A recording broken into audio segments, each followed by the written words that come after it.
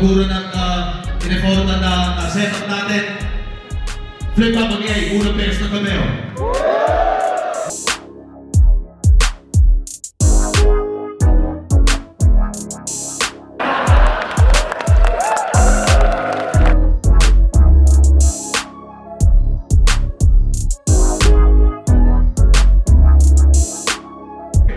Susunod na laban, tinatawag dito sa Hexagon, si Razik at Hempfin.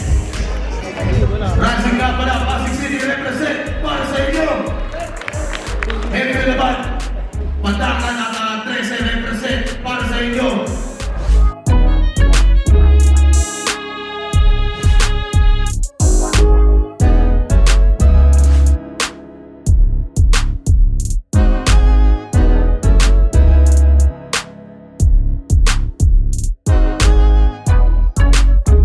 Ayun, as usual naman lagi, pare-parehas naman yung feeling na kumbaga kahit pangatlo ko na tong laban, so sobrang nakakatawa pa rin, nakakagulat pa rin na kada laban malaline up ako sa ano. Yun, nakakataba ng puso at nakaka-proud talaga na every time na masasama ako sa lineup. Siyempre sobrang saya. Bihira lang yung mabigyan ng opportunity na ganito kasi marami talaga magaling lalo sa underground. Marami dyan pero malaking pasasalamat na isa ako sa nakita ni Arik. Kaya yun, sobrang overwhelming. At patunay na pag trinabaho mo talaga magbubunga siya. Sobrang saya. Ayun lang yung nakakamdaman ko. Nung chinat ako na si Arik, grabe, parang tatalon yung puso ko. Parang gusto lumabas sa sobrang, alam mo yon, sa sobrang saya ko talaga. Dahil, syempre, pangarap namin to. Sa ganong kabilis sa 3 taon sa pagbabattle ko. Yung iba nga gumugugol ng ilang taon Ako, sobrang saya ko para sa akin nung nalaman ko na nasa flip top na ako. Ayun lang, hindi ko mapalaan talaga.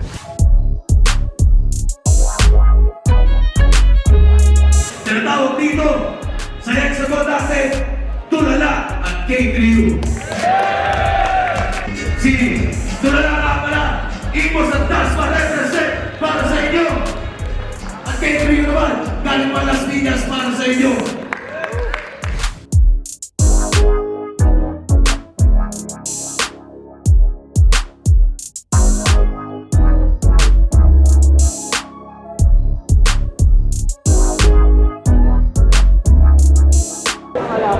Sigurado nga pala ito, hindi kayo hindi. Galing pa ng General Santos City para sa inyo lahat. Habang Joby at Baridu representing Manila at Baridu galing pa ng Isabela para sa inyo lahat. Mas klaro yung mga...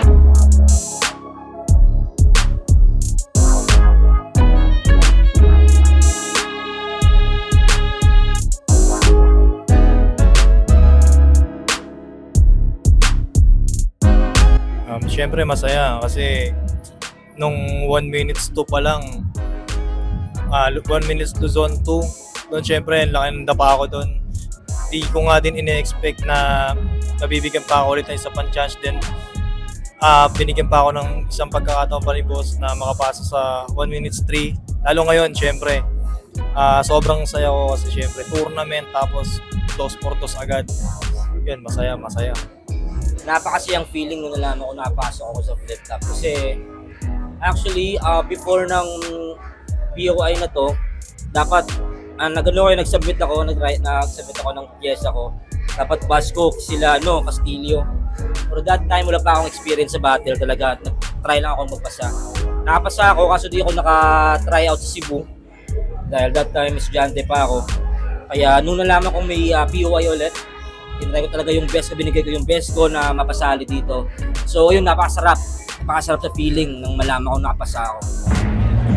Alam sa Chicos na pala, galing pa ng Bicol para sa inyo. Ingatan lang yung kain para sa event na to. Chicos na pala, Naga City represent. At si Atos na pala pala May represent para sa inyo. Para sa tatagaraman na, pagkalingin yung dalawang lugar na yun, kaya pareho sa parte ng Bicol. At President Jos naman Toto represent para sa inyo.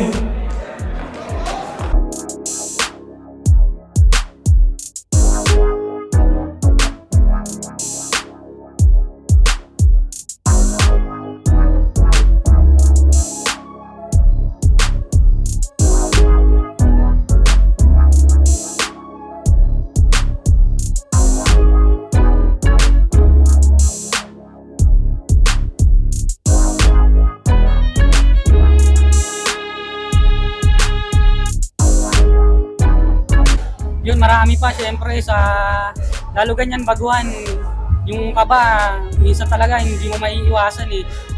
Pero kailangan natin i-overcome yun sa mga susunod na battle. Tsaka maghain pa ng bagong elements kasi hindi natatapos yung marami pang dapat aralin talaga para mas mapabilib mo yung tao kasi minsan nauumay na yan kung ganyan lang palagi yung pinapakita mo, kaya kailangan marami pa talagang aralin. Hindi pwedeng mag-stick ka lang sa anong ginagawa mo ngayon. Dapat mag-aaral lang na mag-aaral. Estudyante tayo sa industriyang to. Patuloy ka lang bilang estudyante. Maraming kailangan bawasan at maraming kailangan dagdagan. Parang never-ending process yan eh. Ayun, pero dahil nga sa laban kanina nangyari, marami akong kailangan i-apply, marami akong kailangan bawasan. Siguro kailangan ko pang i-improve. Marami eh. Para sa akin marami. Kahit matagal na akong bumabattle, feeling ko hindi ko pa alam lahat at alam kong hindi ko pa alam lahat at marami pa rin akong inaaral ngayon. Siguro delivery, clarity ng boses at saka mas marami pang references. Yun yung kailangan ko pa talagang i-improve. Napakarami. Actually, ng battle na yun ngayon, napakaraming realizations ako. Kailangan ko pang improve yung delivery ko. Kailangan kong maghanap ng way paano hindi ako mawalan agad ng energy. Siyempre, mas punches as well, mga punches mas maikli, mas layered para mas layered, mas goods yun. So napakarami pang room for improvement sa akin. So gusto ko every battle may lesson akong makukuha. Hindi dapat na hindi pwedeng wala akong lesson na makuha kasi pag wala, ibig sabihin hindi ako nag-i-improve. Siguro kailangan kong i-improve kasi yung huling laban ko sa Vuelta, yung puro palpak yung rebat ko eh. Siguro kailangan kong kailangan ko ding mas mag-improve sa rebat. Kailangan ko pang asahin yung freestyle ability ko. At saka syempre mas mapakita ko pa sa mga tao na effective yung dala-dala ko. Actually, yung mga pasok dito, goal ko na eh. Dream come true na to, pero syempre, ang goal ko dito ay ma-represent din yung pinanggalingan kong lugar, which is Valenzuela. At syempre, magbilang pasasalamat na din sa lahat ng mga nagtiwala sa akin at sinuportahan ako since day one. Goal ko ay, pasayahin sila na sa nararating ko. At dahil hindi sila bumitaw sa pagsuporta sa akin, para sa kanila lahat to. Tsaka siyempre sa lahat ng mga fan ng battle rap. Ayun, patuloy lang sa pag-aaral, patuloy lang sa pagdi-discover ng mga bagong skills, bagong skill set, bagong tawag nila na meta. Kumbaga parang mag-aral, magpagaling na magpagaling yun. Anytime, every time, ganun lang talaga ang goal ko. Tapos, yun syempre, kasali ako sa Isa Buhay, 2x2. Syempre, goal natin mag-champion. Pipilitin natin yun. Syempre, lahat naman kami gusto makilala. Syempre, ayun yung ang pinaka-goal ko talaga. Sana maranasan kong makasali sa Isa Buhay. Kahit first round lang ng tournament, maranasan ko lang yun na. Goal natin sa flip top, syempre, yun, bukod sa syempre, hindi naman sa pagkaka-hypocrite ko. Syempre, gusto rin natin ilagay yung pangalan natin sa kahit pa paano makilala tayo na ginagawa natin to tulad ng iba na mga idol natin. Sana soon maging ganun din tayo alam kong matagal pa pero kung tratrabahuhin nga, sinasabi ko, alam ko magbubunga rin lahat ng to. Yung mga hindi bumibilib, palang araw bibilib din kayo, papatunayan ko yun sa inyo na hindi lang ako mag-i-stay sa ganito, marami pa akong lalabas. Ayun, napangan nyo. Nasiset kong goal para sa flip top. Gusto ko syempre, gusto nating maging kilala. Kung umabot tayo sa level na naging superstar tayo, gusto kong abutin yun. Syempre, bibigyan natin yung best natin. At kung ready rin, kung bibigyan tayo ni Enigma ng invitation, makasali sa Isa Buhay tournament, try natin.